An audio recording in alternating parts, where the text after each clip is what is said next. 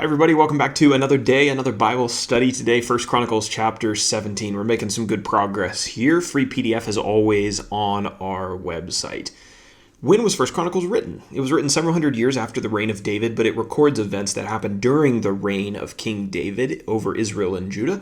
That would have been between approximately 1055 to 1015 BC. Our character list for chapter 17 is pretty short. We've just got David and Nathan. We know David. Nathan, we've met him a couple times. He was a prophet of God who had several interactions with David. He was actually the prophet who God sent to confront David about his sin with Bathsheba, if you remember that. Our map is also pretty simple for this chapter. Just one location, that is Jerusalem. David's house and the Ark of the Covenant were located in Jerusalem. So I'll say this before we begin chapter 17. It has basically an exact parallel in 2 Samuel chapter 7. I mean, verse count, the information that's covered, it's almost exactly the same as 2 Samuel chapter 7. So if you've gone through that chapter, you're going to know what happens here. So with that in mind, let's talk about our first section. Verses 1 through 15. God promises to build David a house and to bless his descendants. David kind of felt bad that the Ark of the Covenant was residing in a tent while he had this magnificent house of cedar. So he went to Nathan the prophet and he suggested that this needed to be remedied and proposed that, maybe I'll build God a house. Well, that night, God spoke to Nathan and gave Nathan a message to give to David. God said that he didn't need a physical house. He had never actually requested one. In all of the time that the Israelites had been wandering around in the wilderness, or the time before David when the Israelites were in the Promised Land, God had never said, I need a place, I need a physical temple to dwell in.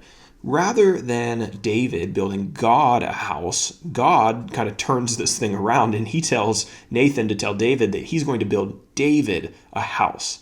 Now, not a physical one, not a physical structure. Rather, God was going to establish David's kingdom, and he was going to establish his family for generations to come. They were going to be significant in God's plan and in the national spectrum, international spectrum. In fact, God reminded David that he was already in the process of making his house significant. He reminded David how he had taken him from the pastures of his father where he used to tend sheep, and he had made him the king over all of Israel.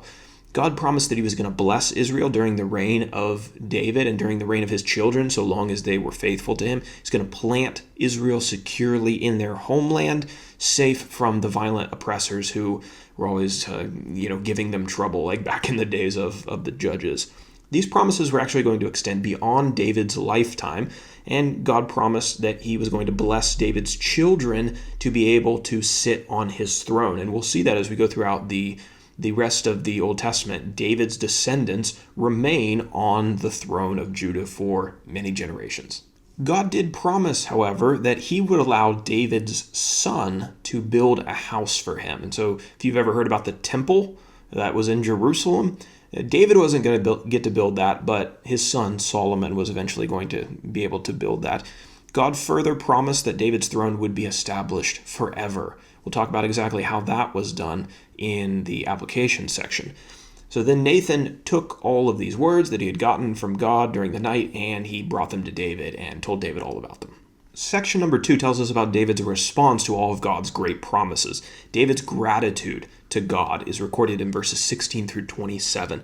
So David's prayer of thanksgiving to God is recorded in this second half. David expressed his amazement that God had chosen him, a man of humble beginnings, to receive such great blessings.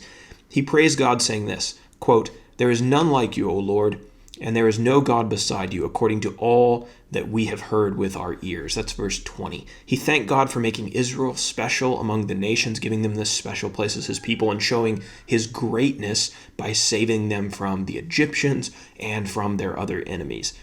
David welcomed God's promises over his life, and he was excited that God was going to use his house and his family for the glory of God's name among the nations. Now we move down to our application section. I admit I reused the same application from 2 Samuel chapter 7 because I have to admit I kind of liked it. Thought it was decent. So, application. Often, our vision of what we hope to accomplish in God's kingdom is different from the plans that God actually has for us. David probably thought that the most meaningful thing, the most lasting thing that he could do for the Lord was to build him a house, some kind of physical structure that would, live on after David was dead. But God actually had a more important role for David to play. God had plans to establish David's family and ultimately to bring about the Savior of the world, the Messiah, through the descendants of David. That's how David's throne was going to be established forever, because King Jesus is ultimately a descendant of David, and King Jesus reigns forever. So when we talked about that in the outline section, that's how that was ultimately fulfilled. We need to remain open to the possibility that our vision of our lives may not necessarily match God's vision. If we're determined only to serve God in the ways that we've envisioned, then we may end up missing out on a much greater purpose that God could have used us for. So try to keep this in mind for application. God knows best what his kingdom needs at any given time in history. Give the direction of your life over to him and remain open to his leading. You may just find yourself part of something much bigger than you could have ever imagined.